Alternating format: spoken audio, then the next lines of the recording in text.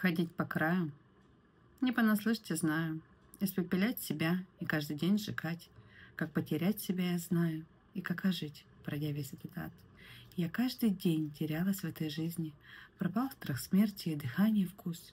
Когда внутри ничто уже не ценно, встает вопрос: зачем же я живу? Я падала 100 раз и поднималась, и снова оступалась в никуда. Вставая, каждый раз я знала, что выход будет, пока я жива. Горят все смыслы, тонут люди. Иди вперед, вперед к себе. Никто не знает, что там будет. Мы все окажемся в земле.